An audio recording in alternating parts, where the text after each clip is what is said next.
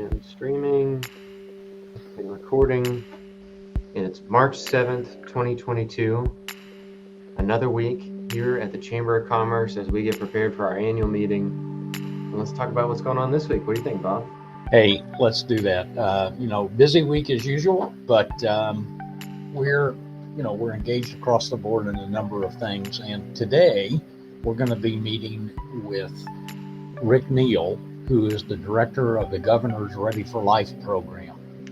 Rick is here today and tomorrow, visiting all of the career and technical education classes and students and teachers and counselors in the OUR co-op.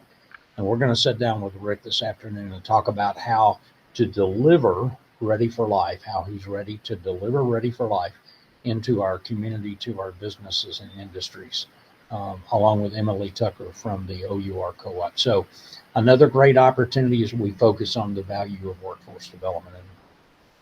Yep, very good. And both of our leadership classes have their March sessions this month. So the adults have their government and healthcare class. So they'll be focused on those four sort of things, getting a state of the city, talking to the judge, going to air evac and meeting the hospital, all of those things. And then the youth on Wednesday follow up with their nonprofit day. So they'll be going around and touring some nonprofits here in the community, kind of broadening their perspective on everything that happens here. And then followed that on Thursday. So we've got Tuesday, Wednesday, now Thursday afternoon. Again, we talked about this last week, but the Small Biz Networking event starting at 5 o'clock at Harrison Country Club. You don't need to register. You don't need to RSVP, but it does help us in understanding how many people are going to be there for some light hors d'oeuvres. So complimentary of the chamber and our small business group. So yeah, and hey, that's going to be a great opportunity for everybody in the small biz community to come together, meet lots of new people who are into that in that arena today, and learn what everybody's doing. So I encourage you to come out on Thursday evening. Also that evening, we have the monthly Harrison City Council meeting, which Wilson or I or member of the Government Affairs Committee usually attends. We've got a great partnership from an economic development standpoint. We provide economic development services to the city of Harrison, as well as Boone County. And this is just another opportunity for us to go visit with the city council, the mayor, the department heads in a formal setting, and talk about the work that we do for them under a formal agreement.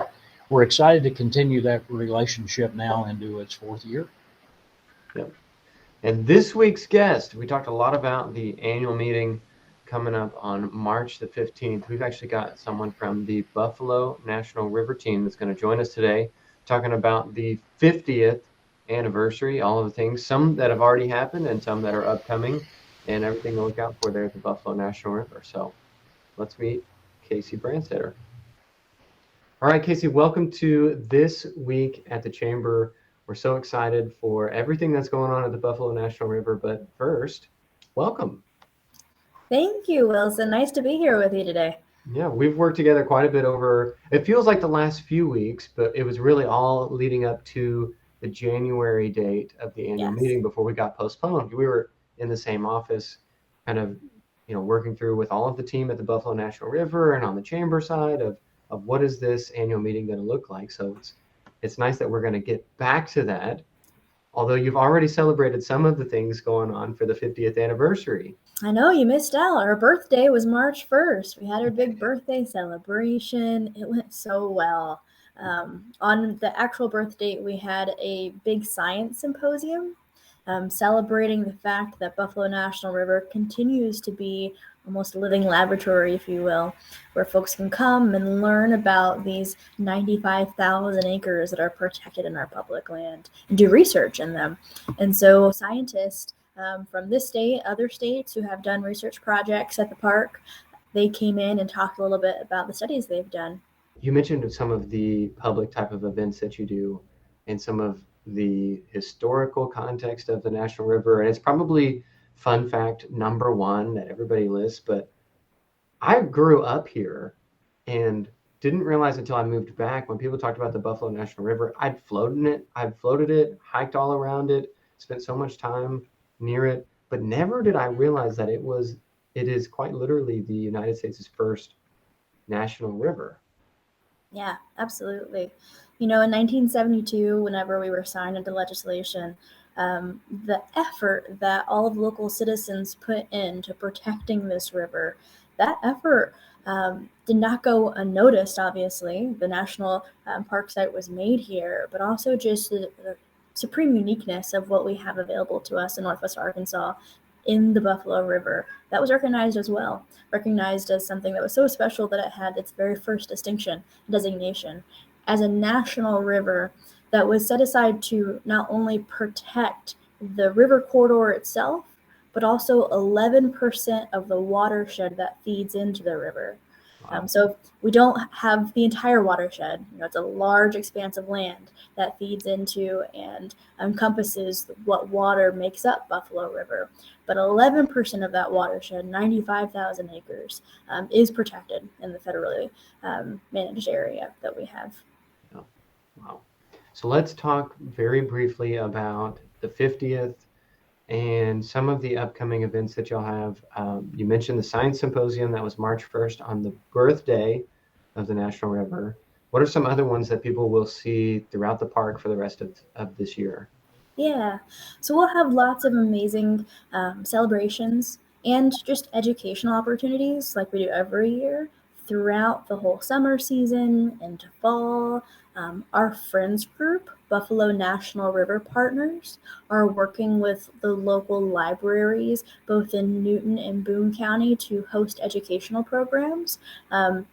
Really awesome speakers they're bringing in, so keep an eye out for those special speakers. But more specifically, we are celebrating a weekend in June that is all about our 50th anniversary. It's our Art in the Park weekend, June 9th, 10th, 11th. Especially on June 11th, we are hosting a music festival at Tyler Bend, all about how the wonderful natural and cultural resources we have here have inspired and continue to inspire musicians and artists and really influence the type of artwork that comes out of this area.